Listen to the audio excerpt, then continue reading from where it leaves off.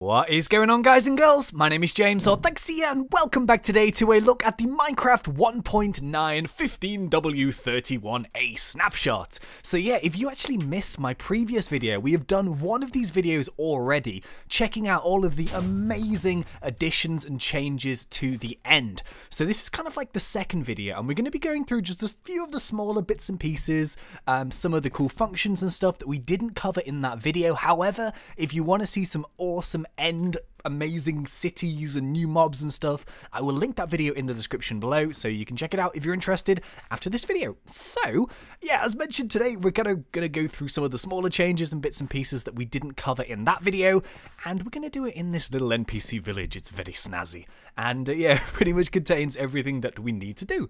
So yeah, let's just get started by saying something that I didn't actually put in last video, where I kind of forgot actually. Look at this beauty. This is the Ender Dragon head. Now, I assume this is probably got from like the same way you get all of the mob heads, which has a percentage chance of dropping or something. But check this out. Now, this is actually wearable, so yeah, I'm going to wear it in just a second. But if you put a redstone current through it, nom nom nom nom. Oh, how ridiculous. That is amazing. What could you ever possibly wish for after this? You know, this is just the top. This is amazing. This is just game changing right here. But yeah, you can get a little gobbly Ender Dragon if you really want one. But yeah, it's actually like a mob head, so you can put these on if you want to. Where is it? There it is. There we go. So should we stick it on? Should we stick it on? Okay. There we go. So this is the head, and when you walk, it actually sort of makes a funny little face. So yeah, pretty cool, I've got to say. I do like this a lot. But yeah, it's just a little small change. But yeah, why the heck not, right? It's just a bit of fun. So anyway, looking at some more of the new releases and stuff, there has been a new crop which has been added, which are, well, they're beetroots, basically. So in the previous video, I was kind of wondering if beetroot seeds were only available in the end dungeons, which is something that I would absolutely love to see, because it would be kind of cool to have like an end game crop, which would be the beetroots that you could only get in the end cities, which generate in the end game end. There's a lot of ends in this sentence. Yes, but no, you can actually find them in NPC villages, so you can see here, these guys are the beetroot crops. So for example, if we go in like so, and we give these guys a good solid punching, we can get ourselves our beetroots, and we can get ourselves our beetroot seeds. So I was kind of curious if they'd work sort of similar to melons, like back in the day when you could only find them in the chests. But yeah, they don't. You can find them in NPC villages, so you can plant these guys down. Go away! Quiet! You're ruining the video, Mr. Sheepus. Okay, so yeah, things you can do with the beetroots, well, you can kind of eat them, I guess, if you want. Can you actually eat them raw? Huh, let me just get rid of some health. The answer is yes, but they only actually do like half a hunger bar, so they're pretty, yeah, they're not amazing on their own, but you can actually do something else with them, which is, yeah, beetroot soup, because who doesn't like a nice tasty load of beetroot soup? So yeah, the recipe is as follows. So this is actually one of the recipes that are available. 6 beetroots like so, and a little bowl underneath, and then boom, we have ourselves our beetroot soup, which will be much more nutritious and delicious, I imagine. How much does this actually do? Right, moment of truth. Let's see how many it does. So we have 1, 2, 3, 4, 5, 6, 7 free, and how many was that? 3? Oh, that's not very much, actually. Okay, so that does 3 little hunger bar thingamajigs there, which, that's not too bad, actually. So that is the mushroom stew, the beetroot soup. Let's actually drink some more beetroot soup. Oh, yeah. That's pretty good. That is pretty good. So yeah, it's just a new crop. Kind of quite nice, actually. Something different, something colourful to grow in your farms and stuff. So I do like that. It's just a little addition, I suppose. Ooh, and as well as that, another thing that I missed about the end video, which was so cool, by the way, there's some incredible stuff going on in the end, are these guys. So, now what you actually saw me do there in that video was you can cut these guys down by using an axe, but these work on the same principle as like cactus. Or like cacti or whatever. So when you actually break the bottom block, these things collapse, and you can actually harvest the fruits from these little pods at the top. So yeah, these guys actually contain the fruits, and when you sort of break them down or whatever, you can get the fruits from them, and you can plant these on endstone. So you can bring these guys back with you if you want to, and you can actually have these planted in your world. The thing is, I've only been here for about 10 minutes or maybe 15 minutes, and this thing has grown from one single block high to this. It is huge. I'd be so curious to see how high this grows. It's massive. But yeah, it's pretty cool. So what you need to do is, for example here, If we just cut this bad boy down, we'll just do it again because why the heck not? So this one has grown super, super big. So if we chop this bad boy down at the bottom, oh yeah, it drops loads and loads of these chorus fruits. So you can actually harvest yourself one of these flower things and you can actually plant them back down on your end stone in your normal world, and you can actually grow these plants for yourself. Now with these purple fruits, you can actually furnace them, which is kind of cool. Now, this is really weird. This is a strange mechanic. I don't quite understand it myself. But when you actually furnace it, you will get... Dun, dun, dun, dun, dun, dun, dun, popped chorus fruit. Yes. And if you get yourself popped chorus fruit and you just go into like a crafting table or your inventory and you make a square like that, you actually get the purple blocks. Now, these guys are the purple blocks that were actually building the... they were building the end cities and the end structures, and I do actually believe that there was another end structure that we didn't yet see. So at the end of the video, I'm going to go and try my best to find one of those. The thing is with the end now is that it's absolutely huge, so it'll be tricky to find, but I'll do my best. But yeah, anyway, these are the purple blocks. See, they're just so pretty. I really like them actually an awful lot. But yeah, those are made from the smelted fruits, which is just such a weird thing. You can get block from fruits, but hey, you can do it now, so it's pretty cool. Okie dokies, so the big thing I think that everyone has seen in the build up to 1.9 is they are talking dual wielding. Well, the thing is, there was a few little misconceptions about what dual wielding is going to be about, and unfortunately, you're not going to be able to use two swords and stuff like that to hack and slash your way through the game. It's a little bit more sort of support based, and I do actually think at some point maybe they're going to introduce shields, maybe? There's no shields in it right now. I may have heard that, I may be making it up, I'm not sure, but yeah, at the moment there's no shields added into the game, so that's not something that we can play around with just yet, but we can actually make use of our offhand slot for a few other bits and pieces. So yeah, the most useful thing for me personally is one of these two setups. So for example, if you're mining, you can stick your torches into your offhand slot, which is this weird little shield thingamajig, and you can see there your torch is in your left hand, and you can put a pickaxe in your right hand. So this is going to be amazing because you can actually, with your left click, do some mining, and with the right click, you can actually place torches. It's kind of weird because you are like right clicking to torch and left clicking to pick, although your pick's in your right hand. Bear with me on that one. I may blow your mind in just a second. But yeah, this is really useful combination, I think, for mining because you can like super quick place your torches. You don't have to keep swapping between your tools. Alternatively, what you can do is you can stick, for example, a food source in your left hand, and then you can stick a sword in your right hand. So you can actually kind of like eat and stuff when you... Can we actually eat with this? Oh, no, that's it, yeah. We need to actually take the weapon out of our hand in order to do it. So, for example, something with a sword, which already has a left and a right click ability, if we swap our hotbar into something else, so for example, maybe this pickaxe, then we can eat the bread with our left hand. So that's pretty cool, but it's kind of a good way of having, you know, like a food source and a weapon, and then you swap it around and stuff. So that's probably the most useful way I can think of at the moment, until, of course, it may introduce shields or something, I'm not sure. But now check this out. This is cool, right? So we've all got maps. So if we get a map open, you can see it looks a bit like that. But what if we want to explore this map and not have to keep doing this? Dim, dim, dim, dim, dim, dim, dim. Well, what we could do is if we stick it into our offhand, look at that! How nifty is that? So we can actually look forward and follow our map in the direction that we want to go to. So this makes maps so more useful. It's just really, really cool.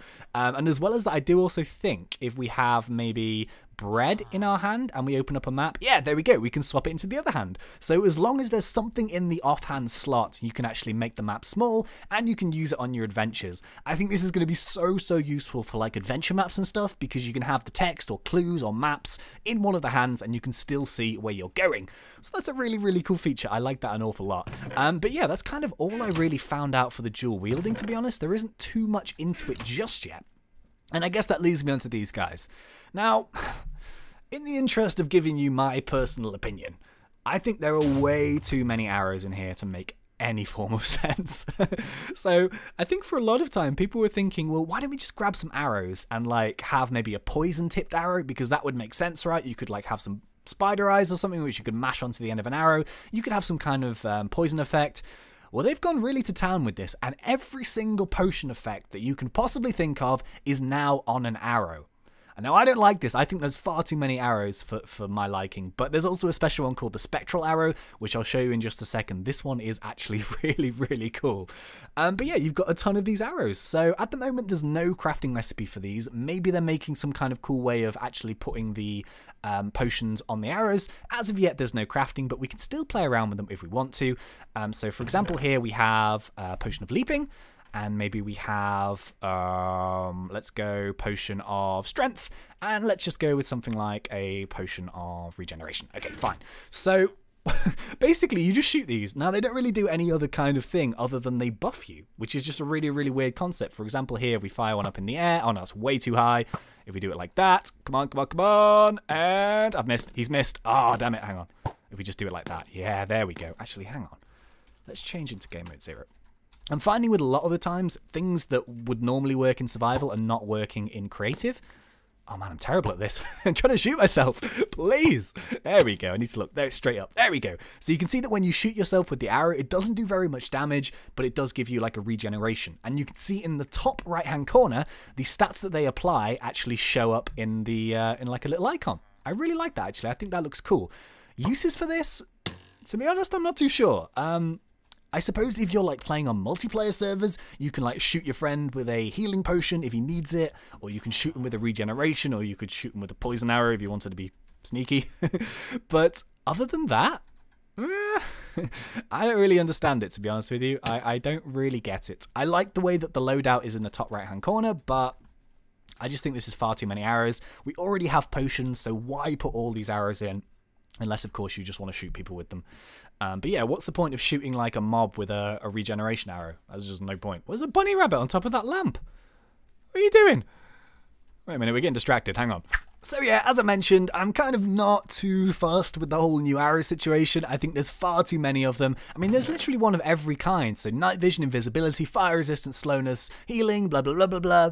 I don't really see the point of them, but hey, that's just me. So anyway, the thing that I am excited about, however, are these guys, which are Spectral Arrows. Now, this is a super awesome effect. I really, really like this, and I'm wondering if it's going to work on villagers. I hope so. So, for example, let's actually turn this into nighttime. And if we shoot one of these guys with an arrow... Oh, no, they're all going inside. Stop it. Stop it. Boom. There we go. Check that out. How cool is this? It does like a spot and mark on the villager, and it outlines them in white. This is really weird. This is like what I do with my my YouTube thumbnails. I outline them in white so you can see them better. It's exactly the same principle where you make them stand out really, really well. So this is going to be, I think, pretty much like a multiplayer and a PvP style item where you can essentially spot and mark members of the opposition team with one of these arrows, and they're going to stay marked like that for about 10 seconds or so. So you can see them pretty much like, you can see them through buildings. Can you see that? That's pretty cool, right? You can actually see these villagers through walls. I really, really like this feature. I think it's so cool. It's very futuristic though, but I do really, really like it. I think that's awesome. And I wonder if I can shoot myself. Can I? No. I think there's actually a command to make myself look like that. Hang on, one sec. Okay, so I'm thinking this one is going to work. It's basically that code. I actually found it on one of the forums, so I can't take credit for this, but hopefully if we do it like so, yeah, check that out. We have like a permanent white line around us. So this is completely not what you're supposed to do. Because it's just, you know, this is kind of weird, but you can do it. I just wanted to show you exactly what it looked like if you did it on a player, and it looks pretty awesome, I've got to say. So I wonder if we do it like that, can we see ourselves through the building? Hang on. Oh, how are we going to do this? Can we? Oh, we get too close. Oh, I can't do it. Damn it. But yeah, just a really, really cool effect. That's probably permanently going to be like that unless I turn it off. But you know what? Why the heck not? It's not a big deal. But yeah, the Spectral Arrows I absolutely love. I think they're very, very cool. Very creative, actually. Yeah, pretty sweet. So any other little bits and changes? Yeah. Oh, of course. So if you actually look at the bow, it has a new animation. So you can see there, it actually loads the arrow in your hotbar, and you can see the little animation going like that. So that's very, very cool. I like that a lot. Let's go back into... Oh, I tell you what, whilst we're here, let me show you a few other things. So... yeah, as I kind of mentioned, this one is going to be like a big, long, rambly one where I can kind of show you all the new bits and pieces. But we do actually have some new animations for skeletons, which is pretty cool. So, for example, here you can see like they're holding their bows to their sides. Oh, my goodness. You know what? I'm not even going to use the command. I'm just going to drink some lovely milk. Oh, yeah. Nice. So yeah, they actually have new animations. You can see that they sort of hold their bow down to the side, but if we actually go into game mode 0, do I make you angry, skeleton? Oh god, then they actually put their arrow up and they fire it. So I think this is kind of like a loading animation, which I think is pretty cool. It was not really that noticeable, to be honest, but they can actually like walk and fire and load their arrows sort of towards them. So let's see if we can get you loading one. Yeah, can you see that? The arrow like goes into the bow. That's pretty nifty. I like that. I like that. So we can do it like that. And as well as that, oh, I completely forgot to blow your mind. Oh yeah. If we go into options, are you ready for this? I don't think you can handle this. Are you ready? Are you ready? So we go to skin customization, main hand, left. Oh my goodness. Everything in Minecraft is broken. Look at this. You can change your main hand to left, which is just so weird looking. But yeah, it's kind of, I guess that's to sort of combat the left and right clicking of dual wielding, because it doesn't really work with the way that they've programmed the swords to right click block. So you can do it this way now if you want to. Personally, I really don't like this. I just find it just uncomfortable. I don't like it whatsoever. So I'm going to change that back. Let's go back into skin customization. There we go. And we're going to change it back to the good old right hand side. Ah, that feels better. Also, another little change, which I kind of wanted to point out, is I think actually zombies will sometimes hold items in their left hand, not just the right. Although all of these zombies have no weapons. Great. I just realised I spawned a load of zombies near a village. No! Oh, I feel so terrible. Why have you... You've got, like, nothing. What? Oh, maybe... I don't know. That's kind of strange. But yeah, anyway, so zombies will actually hold items in their left hand as well as their right hands. So just a little change there, but pretty cool. Okie dokie. So we have maybe just a few more changes left to do here. As I kind of mentioned, I did all of the big stuff in the last video, but, you know, for the sake of doing it properly, I thought we should try and show you as many as possible. So this is just a little change with the carrot and the stick. There's a carrot and stick, which, to be honest, with horses, I don't think very many people use these anymore, right? But yeah, you can use them if you want to. And now the carrot on the stick is at carrot on the stick. The carrot and stick is actually a consumable item. So, for example, here, if we get on Mr. Ron... Well, let me ride you. Why won't you let... Ronald, come on! I think that might be a bugged out pig. There we go, nice. So we can see here, we're on our pig, of course, which is little Ronald over here. So we're just going to walk and plop around. And we'll just talk about the day. How was your day, everyone? Was it good? Yes, amazing, awesome. Boom, there we go. So you can see like a little bite gets taken out of the stick. It kind of pops up and down. And you can see in the inventory there that it actually now has a consumable green bar. So... I don't know, I quite like this. I think it's quite funny, actually, that you have a consumable thing. Are you going to be able to enchant this guy? Are you going to have an enchanted carrot and stick? Who knows? But yeah, you can get a little consumable carrot and stick for your pet Ronald. So, yeah, kind of random. You know what? Knock yourself out. But pretty cool. Right, so I'm kind of thinking that's pretty much me out of things to show you, to be honest. If there's anything, because of course, with things like this, loads and loads of stuff always get discovered like later on. So if I have missed anything, then please feel free to write it in the comments section below. This is very strange. And that means like I can read it and the other people who are watching this video can read it, so we can kind of all group together and get all of the changes done. But as well as that, I think we should probably finish by going back to the end and trying to find that little end structure that we didn't see last time. So in terms of overworld stuff, I think we've covered it pretty much. There's probably optimizations and bits and pieces and, you know, all that stuff, but I think we've covered the main bits, which is kind of what I was after. But yeah, okay, so let's get back to the end, see if we can find that structure. Oh, we found it, yes! So check this out. Oh, right next to a city as well. So this is awesome. If you haven't actually seen my previous video, I explain exactly how to get to this place. And I go and tour all around this building, and it's super, super cool. But yeah, this is one of them that I didn't see in the last one. How cool is this? It's like an end pirate. How incredibly random is that? You wouldn't expect that to be in Minecraft, right? But there's a beacon coming through it. Oh, wow, this is so cool. So you get a free brewing stand and 2 health potions in here, which is awesome. You get a beacon, which is providing you with speed. And of course, there's some OP gear, of course, which is some nice enchanted gear. And of course, we have one of these guys. Oh man, I got the name wrong in last video. I feel really silly now. The Shulker. The Shulker is what it's called. Not the Shuckler, the Shulker. I got that one wrong, sorry. But yeah, this is so, so cool. How random is this? Just like a pirate ship with these dudes in. Really strange. I have no idea what the idea is behind this, but you know what? It's a pirate ship with a beacon in it. What else could you ask for? So yeah, I think that's going to be about it for this video. So I do hope you enjoyed these Minecraft 1.9 update videos. I hope it's been useful and shown you all of the new bits and pieces. So yeah, if you did enjoy this, and if you like these changes for Minecraft 1.9, then please remember to poke me in that like button. And if you're not yet subscribed, go for it, because we do Minecraft on fun. But until next time, thank you once again for watching. It's been such a pleasure. As always, thanks. And see ya.